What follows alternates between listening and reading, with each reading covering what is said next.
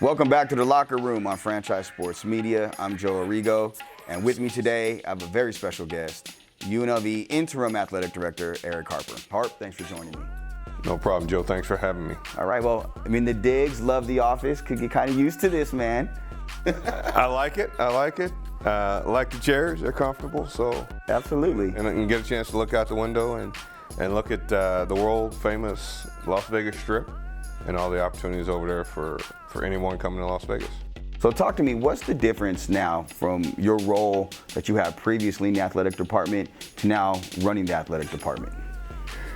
You know what? Probably the biggest part is, as a fundraiser, you're out and about on a regular basis as it relates to just fundraising. Now you're out and about as it relates to everything within the athletic department. The fundraising piece is still a big part of what I do on a day-to-day basis, but at the same time, you have to deal with some personnels and you have to deal with marketing and understanding all of what's going on each and every day. And there's a lot of questions that come up that I used to not be involved in, but now I am. I mean, I've been involved in it from a peripheral, but not, day-to-day, moment-to-moment. Desiree would bring, as it relates to your particular area, she would bring you in as you needed to, as she needed to, then make the decision, move on. And the next thing that came up may not involve your particular area. Right. So it's from marketing to development to compliance, academics. Now I'm involved in all of those conversations. So hypothetically now, if you were named athletic director, what would be some of the things you'd want to implement here at UNLV? Every leader is different. And with me, it's, coming from Kansas State and spending my time with Jim Livengood at the University of Arizona. I worked for Max Schurig at Kansas State, Steve Miller at Kansas State, who runs the Agassi Foundation here in Las Vegas. Worked for Tim Weiser.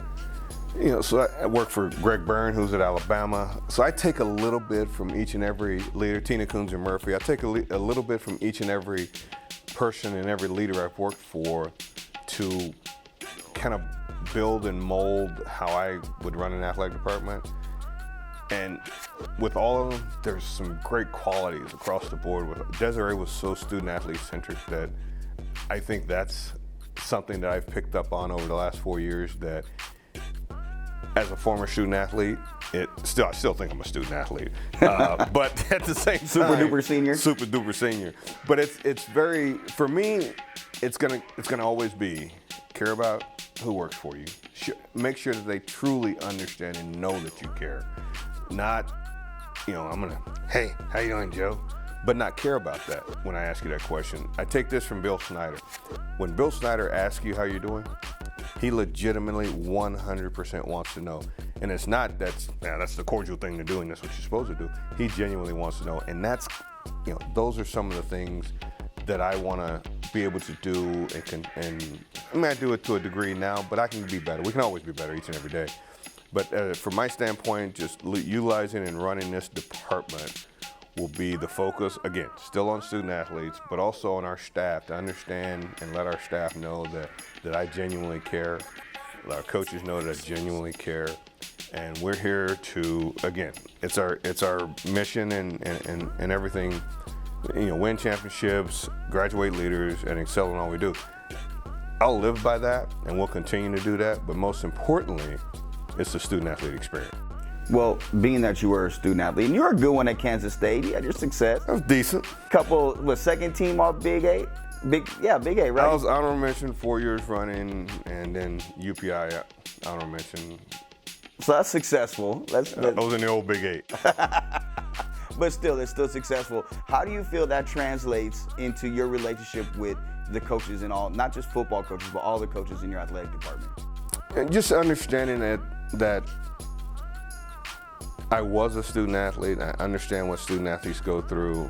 And one of the things, and you may touch on it later, but I'll bring it up now, as the director of football operations at the University of Arizona, and one of the reasons I did that is that whenever I had the opportunity presented itself to me and I was able to sit in the seat as an athletic director, then I could look a coach in the eyes and says, I've been there, not as a coach, but directly on a sports-specific side to truly understand what the head coach or an assistant coach goes through on a day-to-day basis, whether it's academics, whether it's budget, whether it's PR, whatever it may be. I can sit there and tell a coach, hey, I've been there, I've done it, I've seen it. We did it at a high level at the University of Arizona with Mike Stoops as our head football coach, and Mark Stoops was our defensive coordinator, who's at Kentucky. So Dana Dimmel, who's, I think Dana's 5-1 and is the head coach at UTEP. So I've done it with a lot, and I can look at the coach and say, I understand what you're going through. I've been there. How do we fix that? If there is an issue, or how do we get you better? What do you need to win championships consistently? And that's what we're gonna look to do. You know, there's only 58 African American athletic directors, including yourself, in college athletics. It's a double-edged sword because obviously it's not nearly enough. But how much pride do you take in being one of the 58? You know, it's interesting. I take full pride in just being one of the 357, Division I schools as an athletic director, 130 FBS. I am excited about it because I can show another minority that there are other opportunities out there besides actually playing the sport. You can be the athletic director. You can be one of a few in one respect. But I don't really spend a whole lot of time thinking of it that way because I have a responsibility to lead an entire athletic department. And the opportunity to work at one of the most diverse institutions in all of America is absolutely phenomenal. And the excitement of that drives me more than just being one of the African American or minority athletic directors in the country. It's working at an institution that truly embraces diversity in all ways. What do you think we as a whole can do to increase that number, though? It's always about opportunities. And to get those opportunities, sometimes someone in a leadership position has to take a chance. Because I was given, I started in this business in October of '90 at Kansas State and didn't look around. I mean, there was one African American administrator in our department, but he had no desire to be an athletic director, which is perfectly fine. But when you find that individual that has that desire, is to making sure that individual has a mentor. I've had several mentors, but at the same time, the individual has to want to seek out mentors, and it doesn't necessarily have to be at the school that they're working at or the school that they're playing at. They have to be able to have diversity in thought, diversity in skill set, and my diversity in skill set, goes back to marketing, promotion, fundraising, compliance.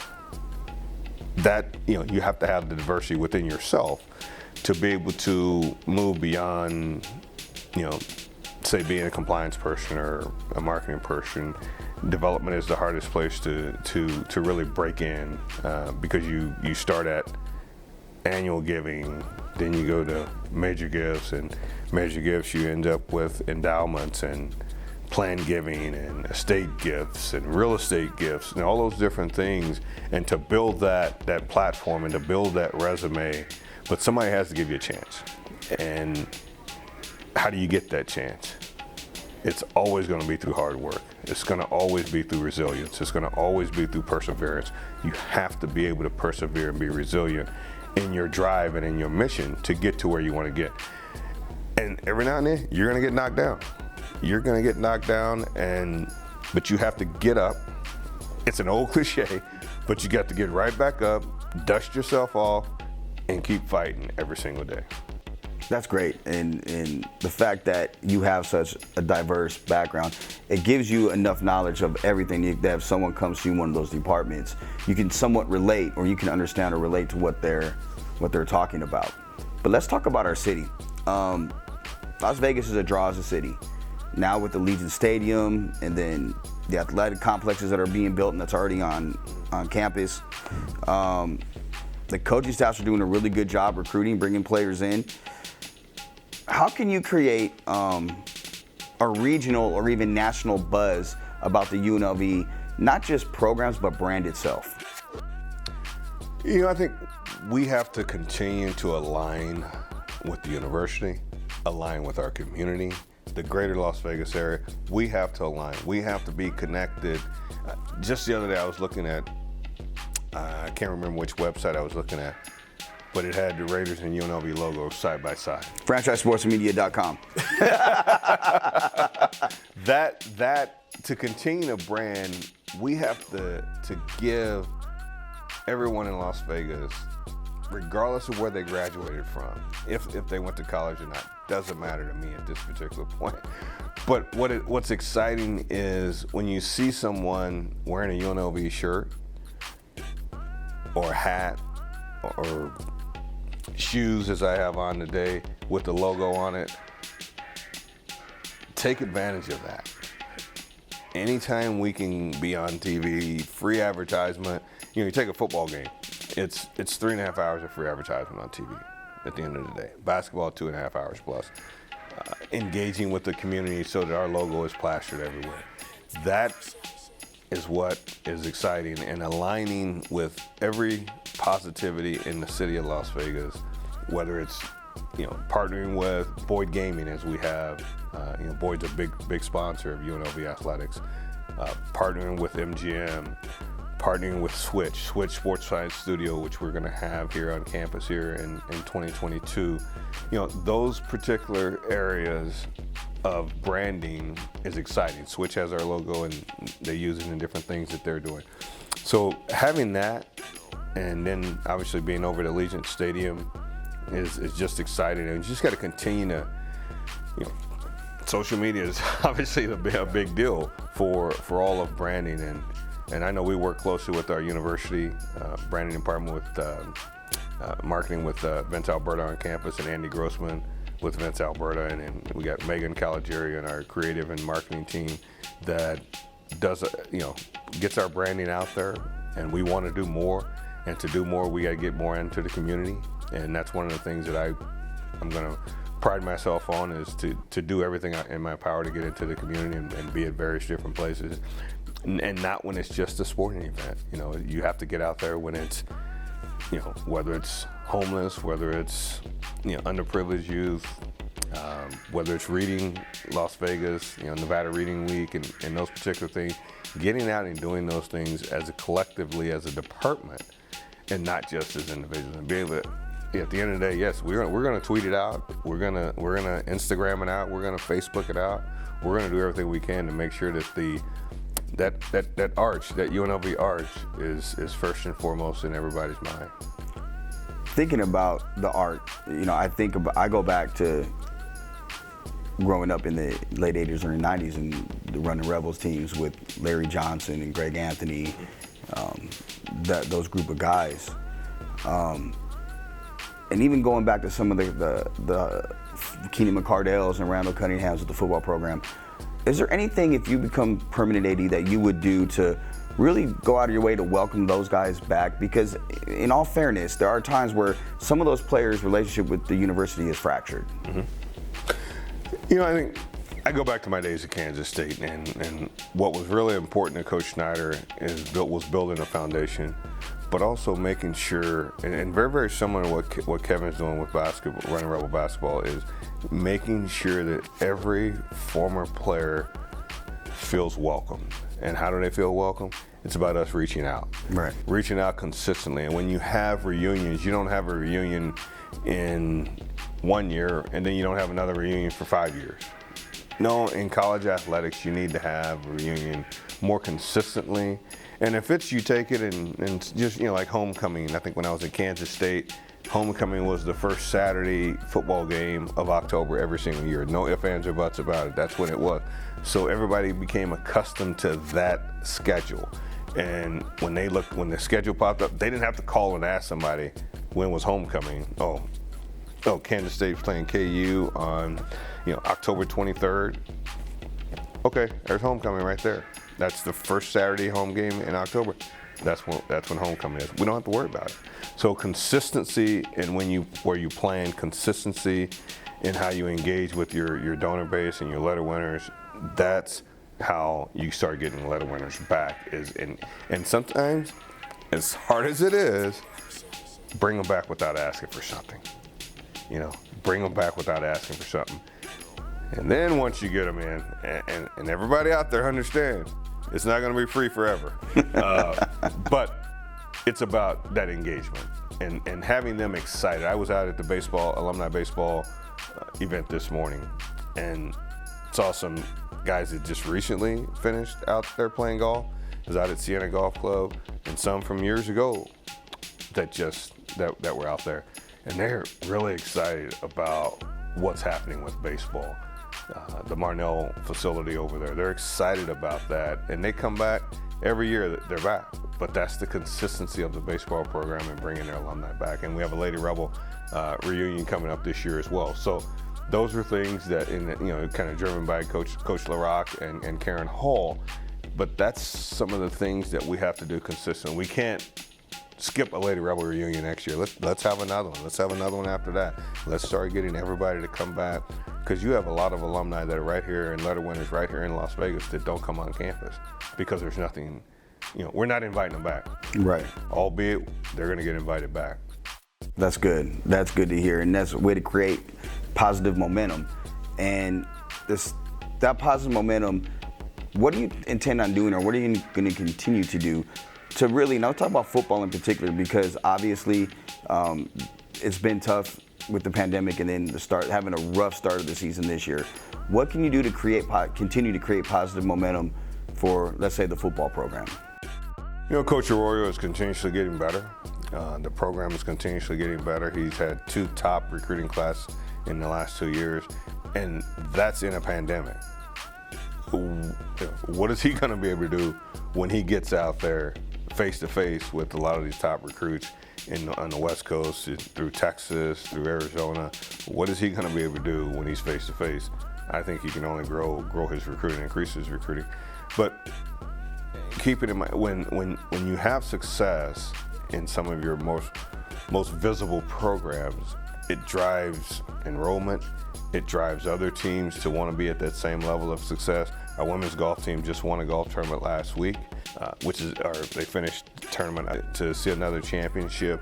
And you have to build on the championships that you have so that it doesn't get stagnant. And we have a wonderful group of coaches that are just chomping at the bit to win championships and win them consistently.